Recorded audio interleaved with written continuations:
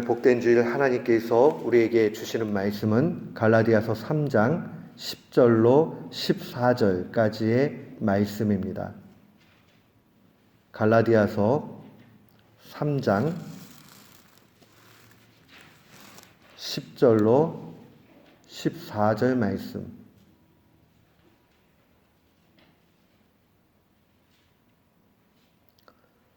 우리 10절부터 14절까지 같은 마음으로 함께 봉독토록 합니다. 무릇 율법 행위에 속한 자들은 저주 아래에 있나니 기록된 바 누구든지 율법책에 기록된 대로 모든 일을 항상 행하지 아니하는 자는 저주 아래에 있는 자라 하였음이라. 또 하나님 앞에서 아무도 율법으로 말미암아 의롭게 되지 못할 것이 분명하니 이는 의인은 믿음으로 살리라 하였음이라. 율법은 믿음에서 난 것이 아니니 율법을 행하는 자는 그 가운데서 살리라 하였느니라. 그리스도께서 우리를 위하여 저주를 받은 바 되사 율법의 저주에서 우리를 속량하셨으니 기록된 바 나무에 달린 자마다 저주 아래에 있는 자라 하였음이라. 이는 그리스도 예수 안에서 아브라함의 복이 이방인에게 미치게 하고 또 우리로 하여금 믿음으로 말미암아 성령의 약속을 받게 하려 함이라. 아멘. 저는 오늘 본문 말씀을 통해서 참된 신자는 믿음으로 산다. 참된 신자는 믿음으로 산다 라는 제목으로 주의 말씀을 선포하도록 하겠습니다. 로버트 루이스 스티븐슨이라는 그 작가를 우리는 압니다. 이분을 잘 모른다고 해도 지킬 박사와 하이디라는 그러한 소설은 한 번쯤은 다 읽어보고 들어봤을 것입니다. 그 내용들을 우리가 다 요약해서 보면 한마디로 그 인간 내면에 있는 이중성에 대해서 고발하고 있는 것 볼 수 있습니다. 겉으로는 체면을 차리면서도 내면 속에서는 언제나 욕심으로 가득 차 있는 인간의 이중성이죠. 선과 악이 언제나 그 내면에 같이 있는 것을 보게 됩니다. 이 지킬 박사는 지킬의 인격과 하이디의 인격이 함께 그 속에 있으면서 그 사이에서 갈등 고민하다가 생을 마감합니다.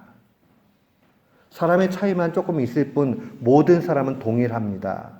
좀 착하게 행복하게 살아야지 라고 하면서도 언제나 쾌락을 일삼는 그런 악으로 빨리 달려가고 좀 힘든 일들은 하기 싫어지고 하는 그러한 우리의 연약함이 분명히 있습니다.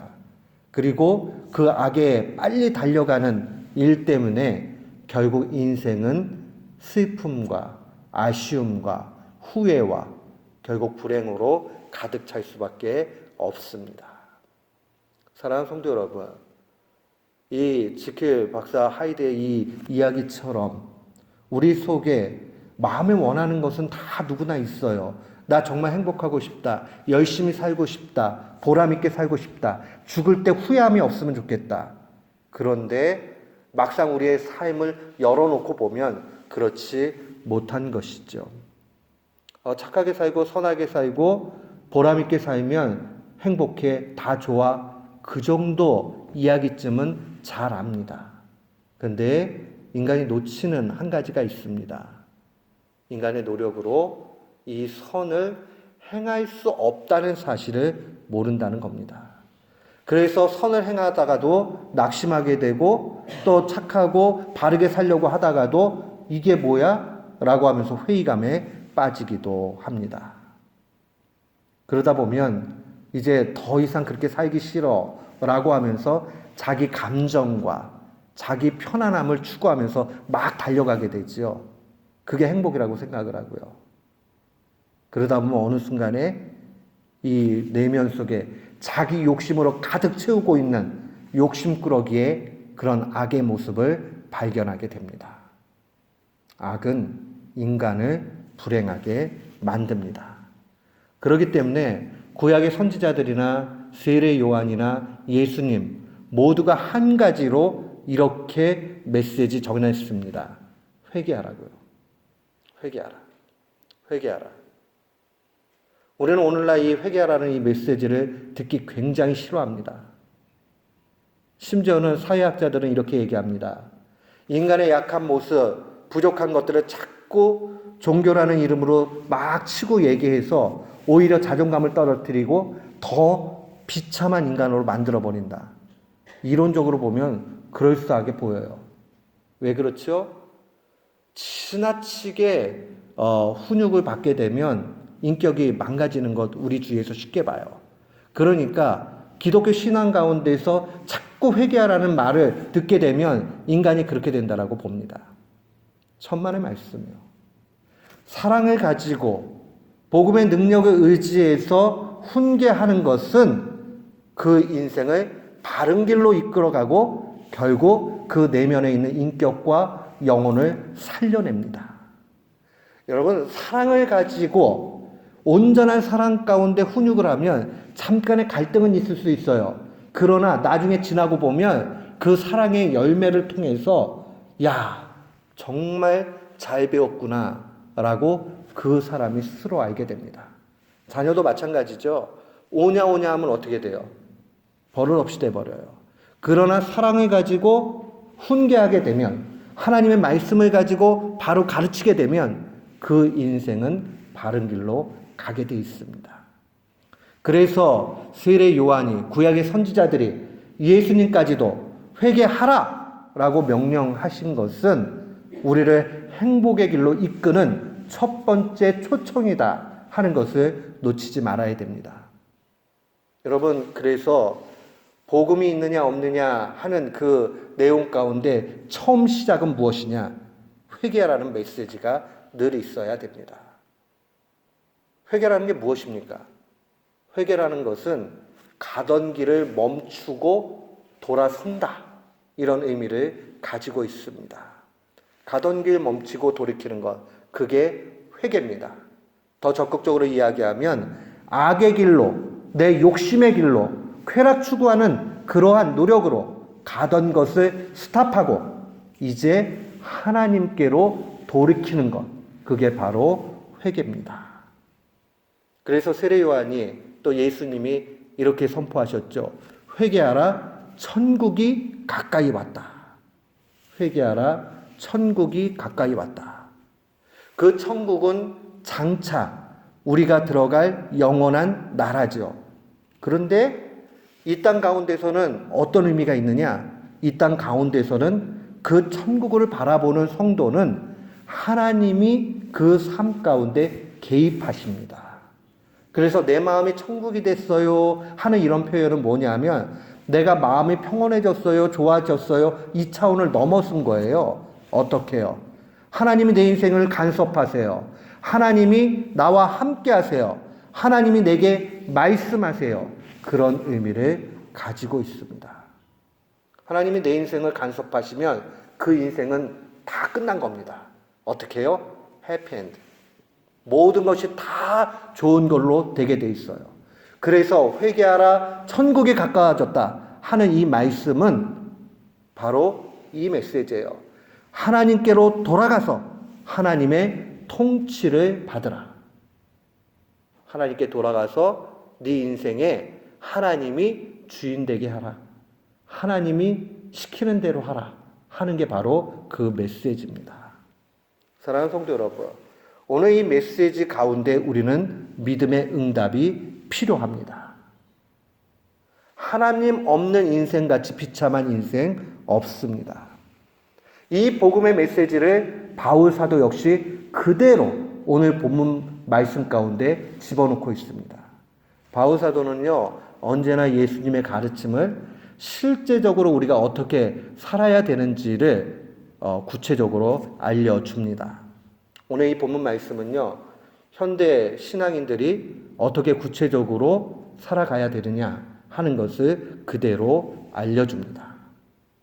이 바울 시대의 가장 핵심적인 문제는 유대교 전통 아래서 참다운 신앙을 새롭게 세우는 일이었어요.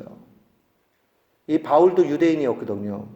그런데 그 유대인으로서 유대교를 믿으면서 열심으로 살았는데 빛 대신 예수 그리스도를 인격적으로 만나고 나서 이게 잘못됐구나 하는 걸 깨닫게 됐어요. 그래서 회개했어요. 회개하고 나서 주의 말씀을 그대로 증거하면서 지키며 살아갔습니다. 유대인들에게 있어서 가장 큰 문제는 무엇이었냐면 율법을 문자적으로 지키는 걸 통해서 구원받을 수 있다는 생각이었습니다. 그러니까 내가 율법 열심히 지켜서 한 조항도 허투루짐 없이 지켜갈 수 있어. 그러면 구원이 와 라고 그들은 생각했습니다. 근데 양심의 불화살, 화인을 맞은 사람이 아니라면 다 아는 얘기죠. 율법 한 조항도 안 어기면서 지킬 사람이 없어요. 그러니까 이들이 꾀를 내지요. 그러면서 율법이라는 말을 몇 가지 행할 수 있는 일로 요약을 합니다. 그 중에 하나가 할례를 받는 문제였고, 그 중에 하나가 10의 1조를 하는 문제였고, 그것들 가운데 하나가 무언가 율법의 조항 가운데 하나 정도를 강력하게 지켜가는 것. 그렇게 요약을 해가지고 나아갔습니다. 그러면서 자기 양심은 다 지키지 못한다는 사실을 알면서도 마치 겉으로는 다 지키는 사람인 양 그렇게 뽐내고 과시하고 그렇게 살아갔습니다. 유대인들 속에는 자기도 모르는 지킬 박사 신드롬이 있었습니다. 알거든요. 자기 속에 있는 포악함이 있다는 사실을 너무 잘 알아요.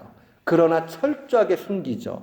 그러면서 난 11조예요. 나는 하나님 앞에 금식합니다. 그뿐만 아니에요. 나는 할례도 받았어요. 나는 하나님의 말씀을 잘 지키고자 힘씁니다.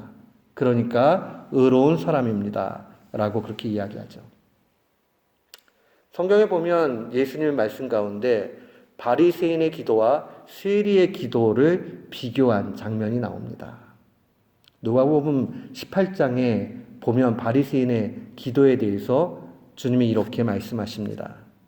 바리새인은 서서 따로 기도하여 이르되 하나님이여 나는 다른 사람들 곧 토색, 불의, 간음하는 자들과 같지 아니하고 이 세리와도 같지 아니함을 감사나이다. 나는 일주일에 2번 금식하고 또 소득의 10의 1조를 드리나이다. 이쯤 되면 외형적으로는요 완벽한 신자같이 보여요. 근데 주님은 그 바리새인 기도가 잘못됐다 말씀하십니다. 서기관과 바리새인의 내면에 대한 예수님의 평가를 우리는 좀 눈여겨봐야 돼요. 이들이 당시의 국민들한테는 굉장히 지지를 받았습니다. 바리새인들을 존경하는 사람들이 많이 있었습니다. 율법을 철저하게 지켜갔기 때문에요. 그러나 그 내면이 썩어 있다는 사실을 스스로도 알고 하나님은 다시 잘 아시죠. 하나님이신 예수님의 평가가 굉장히 중요해요. 왜요? 예수님이 나중에 의로운 재판장으로 오셔서 우리의 모든 것을 심판하실 것이니까. 그러니까 재판장의 평가가 제일 중요하죠. 마태복음 23장 27절로 28절에 주님은 이렇게 말씀하십니다. 화 있을진저 외식하는 서기관들과 바리새인들이여 회칠한 무덤 같으니 겉으로는 아름답게 보이나 그 안에는 죽은 사람의 뼈와 모든 더러운 것이 가득하도다. 이와 같이 너희도 겉으로는 사람에게 옳게 보이되 안으로는 외식과 불법이 가득하도다. 외식이라는 것은 앞으로 뽐내는 일들인 거죠. 그 속은 안 그러면서 겉으로는 아닌 척하는 거 다 외식이에요. 외식과 불법. 결국은 이 이스라엘 사람들의 전통 가운데 보면 이 무덤을 굉장히 깔끔하고 예쁘게 만듭니다. 그 중에 하나가 뭐냐면 겉에다 회칠을 하는 거죠. 그러면 하얗게 이렇게 되니까 아주 깨끗하게 보여요. 그러나 무덤이라는 게 뭐예요? 시신을 모신 거죠. 그러면 그 안에는요. 악취가 나고 시체가 썩어 들어가고 남는 것은 뼈밖에 없고 생명력이 없는 죽음의 상황들이죠. 마치 이 외식하는 바리새인의 모습이 그러하다라고 주님이 평가하십니다. 오늘날 우리는 이 말씀을 분명히 우리 마음속에 새겨봐야 됩니다. 우리의 신앙은 어떠한가? 사랑하는 성도 여러분, 아무리 노력하고 아무리 사랑하려고 해도 인간에게 사랑하라라는 그러한 말보다 더 안 어울리는 말은 없어요. 인간은요, 사랑하지 못하는 존재예요. 사랑할 수가 없어요. 악독해요. 부지런해라. 인간은 근본적으로 다 게을러요. 상대적으로 어떤 사람보다 더 부지런하게 살 뿐이지. 물론 열정을 내서 부지런히 사는 사람들이 분명히 있어요. 근데 그것이 아무런 열매가 되지 못합니다. 그것으로 구원받는데 아무런 영향도 끼칠 수 없습니다. 이러한 예수님의 평가에 대해서 바울 사도를 오늘 본문에서 이러한 사람들을 10절에 나와 있는 대로 율법 행위에 속한 자들이라 이렇게 이야기합니다. 그러니까 율법을 문자적으로 지켜서 구원 얻으려고 하는 사람들, 또 현대적으로 바꿔서 이야기하면 나는 예배당에 나와요, 나는 11조 해요, 나는 주님을 믿지요, 그러면서 실상은 주님을 부인하고 있는 이 실천적 무신론자들을 다 일컬어서 율법 행위에 속한 사람들이라 이렇게 이야기를 합니다. 이 율법 행위에 속한 자들의 문제가 뭐냐 하면 저주 아래 있다는 사실입니다. 왜 저주 아래 있느냐? 율법을 완벽하게 지킬 사람이 없기 때문에 그래요. 율법이라는 거는요, 한 조항만 어겨도 다 지키지 못한 게 되고 말아요. 그러면 아무리 완벽한 사람이라 할지라도 율법 조항을 어떻게 지키겠어요? 못 지키는 거예요. 그러니까 자꾸 편법을 만드는 거죠.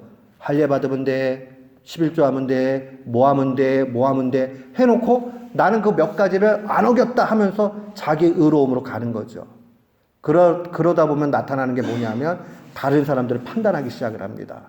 넌 요것도 못하지, 넌 이것도 못하지, 너 이거 어겼지, 넌 나쁜 사람이지. 뽐냄으로 가득 차게 간다는 사실입니다. 그래서 11절 말씀 보니까 아무도 율법으로 말미암아 의롭게 되지 못할 것이 분명하다라고 그렇게 증거합니다. 양심이 잘못된 사람이 아니라면요, 누구나 율법을 완벽하게 지킬 사람 없다는 사실 알게 됩니다. 그러니까 결국은 율법의 저주 아래 놓일 수밖에 없는 거죠. 율법 안 지키면 그 사람은 유대의 신앙을 가지고 있는 것이 아니고 결국 그 사람은 지옥불에 떨어질 수밖에 없는 거거든요. 그러니까 자기가 만들어 놓은 그러한 신념 가지고 자기가 거기에 넘어지는 거죠. 법을 잘못 만들면요, 법을 만들어 놓고 자기가 그 법 때문에 구속이 됩니다. 한국의 역사 가운데 그런 일들이 종종 나타납니다. 우리나라의 대통령이었던 한 분이 참 공헌하는 법을 잘 만든 게 있죠. 금융실명제. 옛날에는 뒤에서 실명 아니래도 거래가 가능했는데 어느 날 갑자기 발표를 딱 했어요. 그리고 제일 먼저 구속된 사람은 그 법에 의해서 그분의 아드님이었습니다. 자기가 자기께 넘어갈 수 있죠. 얼마든지요. 그런 것처럼 오늘 이 유대인들은 그러한 오류 가운데 놓여져 있습니다. 그럼 우리는 이런 생각하게 될 거예요. 그러면 율법이 다 필요 없네요. 아니요. 율법은 분명히 오늘날에도 우리에게 주는 그러한 기능이 있습니다. 율법의 기능을 우리는 크게 두 가지로 좀 생각해 봐야 됩니다. 첫 번째는 죄를 깨닫게 해줍니다. 여러분, 율법이 없으면요, 죄를 죄로 여기지 않아요. 제가 언젠가 말씀드렸죠. 제가 있던 학교에 한 외국인들이 60명 정도 되는데 그분들 가운데서는 90%가 동남아 분들이고 한 10%가 아프리카 분들인데 아프리카 추장 아들이 왔어요. 근데 아프리카는 아직도 복음이 들어갔지만 어떤 부분들에서는 일부 일처제가 아닌 그런 곳이 있어요. 그러니까 이 추장 아들이니까 프린스거든요. 이름도 프린스 뭐예요? 근데 이 형제가 자꾸 동남아 여학생들을 보면 눈이 자꾸 이렇게 돌아가요. 근데 이 프린스는 결혼한 사람이란 말이에요. 그래서 교수님들 모여가지고 회의를 했어요. 이거 알려줘야 되겠는데 깨닫지를 못해요. 왜요? 아니 아브라함도 와이프 좀 있었고 야곱도 와이프 많이 있었는데 왜 나는 안 되냐 이러고 나와요. 얼마든지 그럴 수 있죠. 그러니까 성경의 원 의미가 뭘 얘기해 주는지를 바로 알아야 되는 거죠. 그 사람은 그것이 잘못됐다, 문화적 차이다 정도로만 생각하지 잘못됐다고 생각하지 않지요. 사랑하는 성도 여러분, 죄를 죄로 여기기 위해서 율법이 주어집니다. 아하, 주님은 율법의 해석을 아주 엄격하게 하죠. 현장에서 간음하다가 잡히면 간음죄가 성립이 돼요. 그런데 주님은 더 높은 수준으로 해석하잖아요. 마음에 음욕을 품은 자마다 다 이미 간음했다라고 말씀하세요. 우리에게 더 엄격한 것을 요구하죠. 이게 바로 율법의 기능 중에 하나예요. 아, 이렇게 하면 안 되는구나 하고 깨닫게 될 수 있는 거. 율법 때문에 그래요. 근데 그거 가지고는 구원 못 받아요. 율법을 지키려고 노력하면 노력할수록 나중에 나타나는 확실한 증거가 있어요. 그게 뭐냐 하면 나 율법 못 지키네. 율법으로는 나 지옥 갈 수밖에 없어. 라는 좌절에 빠질 수밖에 없어요. 그러면 율법의 기능은 뭐냐? 정죄하는 기능이 아니라 그러기 때문에 누군가가 대신 대가를 지불해 줘야 돼 하는 것으로 결론 지어지게 됩니다. 누구예요? 우리 주 예수 그리스도. 율법은 우리로 하여금 그리스도가 필요하다라는 그 사실을 확실하게 알려줍니다. 율법 아무도 못 지켜요. 그렇기 때문에 반드시 예수 그리스도 필요하다라고 그렇게 알려주는 겁니다. 그것을 오늘 본문에 바울은 한마디로 11절 하반절에 의인은 믿음으로 살리라 라는 말로 요약을 합니다. 의인이 믿음으로 산다 하는 말은 조금 풀어서 얘기하면 의인은 예수님을 믿는 믿음으로 산다. 조금 더 풀어서 얘기하면 의인은 예수님만이 구원자다 라는 사실을 믿는 믿음으로 사는 거다 라고 이야기할 수 있습니다. 예수 그리스도를 믿는 믿음으로 사는 게 신자의 삶이에요. 그러면 예수 그리스도를 왜 믿어야 되느냐? 오늘 13절 말씀으로 보세요. 13절 말씀을 보니까 그리스도께서 우리를 위하여 저주를 받으셨어요. 그 말씀은 십자가에 죽으신 걸 의미하는 거예요. 율법의 저주에서 우리를 속량이라는 말은요, 돈을 대신 지불하고 자유를 주었다 하는 뜻이에요. 이게 아주 좋은 표현이에요. 그러니까 분명히 대가 지불을 해서 끄집어낸 거예요. 내가 죄의 노예가 돼 있고 어느 집에 노예가 돼 있어요. 근데 주님이 어느 날 나타나가지고 저 종대에 있는 죄를 갖다가 당신 해방해 줬으면 좋겠다. 이 종의 몸값은 내가 대신 지불해 줄게요. 그리고 돈을 지불해 주신 거예요. 그래서 우리를 자유케 해 주신 거예요. 이 사실을 믿으면서 나아갈 때 구원이 우리에게 주어지는 겁니다. 우리가 노력한다고 얻어진다면 노력 열심히 하면 돼요. 근데 노력해도 안 됩니다. 결국 그리스도의 대가 지불, 이 사실을 믿어야지만이 구원을 받게 되죠. 우리가 이 사실을 믿으면 어떻게 됩니까? 14절 하반절 말씀 보세요. 또 우리로 하여금 믿음으로 말미암아, 여기서 믿음은 예수 그리스도를 믿는 믿음으로 말미암아 성령의 약속을 받게 하셨다. 여기서 성령의 약속이라는 것은요, 엄청난 기적과 은혜를 얘기합니다. 세상에 가장 큰 이적과 기사들이 무엇일까요?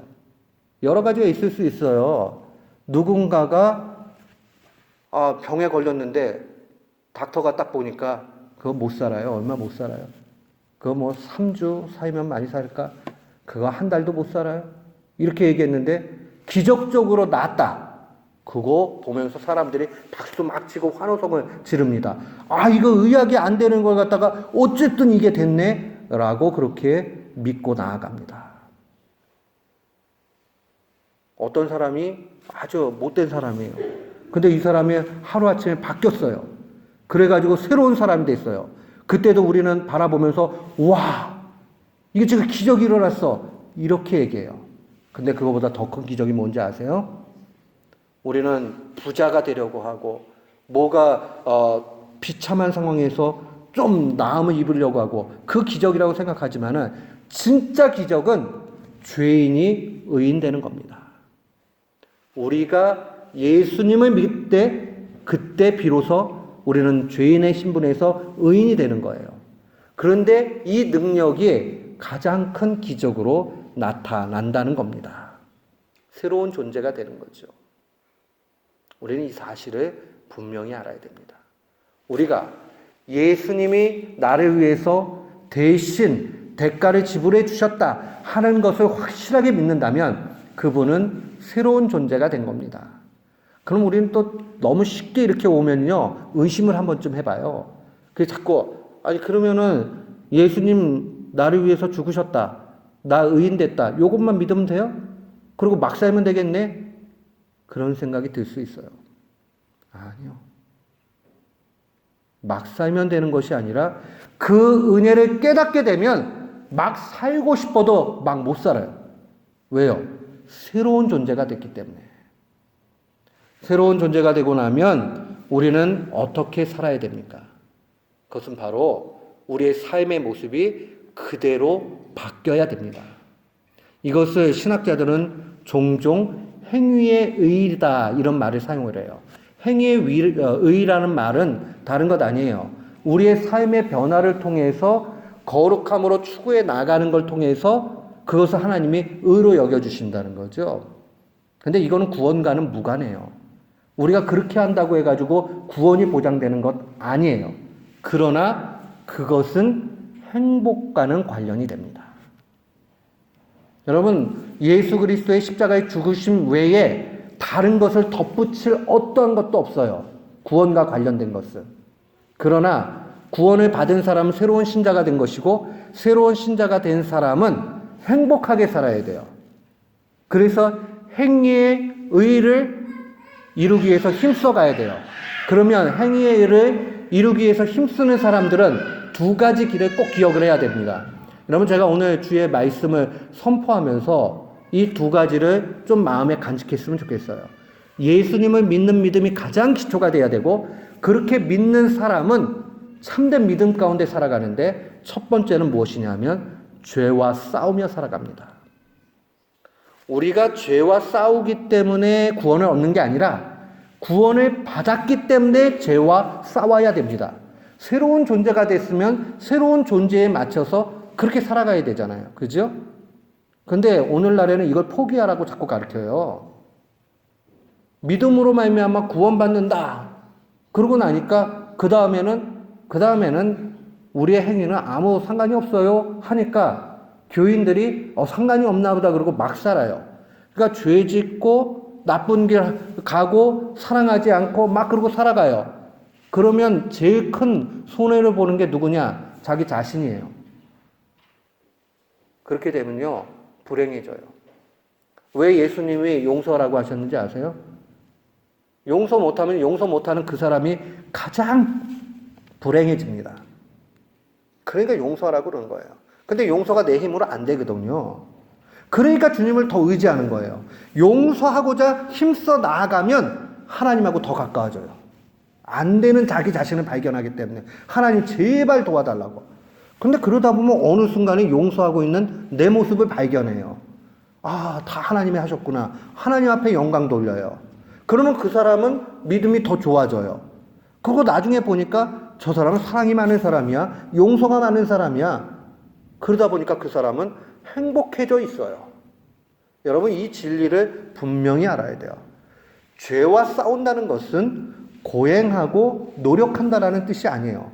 죄와 싸운다는 것은 구원받은 기쁨을 누리는 한 모습이에요. 구원을 받았기 때문에 죄와 엄청나게 싸워야 합니다. 예수님이 사탄 이기셨다 하는 그 믿음을 가지고 우리는 죄와 싸워야 됩니다. 믿음이 약해지면요, 자꾸 죄로 돌아가게 되고 사탄의 지배 가운데 놓이게 돼요. 그렇게 되면 인간은 불행한 길로 가요. 그러니까 죄와 싸워야 돼요. 오늘 깨달으셔야 됩니다. 결단하셔야 됩니다. 내가 믿음의 길을 간다는 거는 그냥 머리로만 예수님 나의 구세주야 이렇게 믿고 가는 게 아니라 죄와 싸우는 삶이구나. 여러분, 각자마다 약한 부분들이 있어요. 어떤 분들은 쾌락에 약하고, 어떤 분들은 돈에 약하고, 어떤 분들은 명예에 약해요. 그런 것들을 잘 알고 내가 뭐에 약하지? 그 약한 부분들을 사탄은 너무 잘 알아요. 그래서 넘어진 자리를 계속 칩니다. 내가 한번 여기 넘어졌다. 그러면 그거 조심해야 돼요. 왜요? 사탄은 다른 식으로 그걸 또 넘어지게 만들거든요. 그리고 인생은 습관적으로 반복적으로 똑같은 자리에서 넘어집니다. 그렇기 때문에 하나님을 더 의지하면서 죄와 싸워야 됩니다. 두 번째, 믿음의 길을 산다는 건 뭐냐? 그것은 바로 사랑하는 겁니다.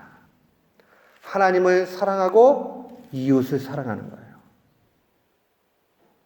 구원받은 사람은 사랑하는 그 일들을 쉬지 말아야 돼요. 사랑을 행하기 때문에 구원에 이르는 것이 아니라 구원을 받았기 때문에 사랑해야 합니다. 사랑이 많은 사람이 가장 행복한 사람이에요. 사랑이 많은 사람이. 세상은요, 사랑 많이 하면요, 손해볼 게 더 많습니다. 우리가 사랑을 막 이렇게 해주면은 세상 사람들이 알아주고, 와! 이렇게 박수를 쳐줄 것 같죠? 그런 사람은 아주 소수예요. 진짜 감사합니다. 진심으로 감사를 표하는 사람은 인생을 살아보면 다 소수예요.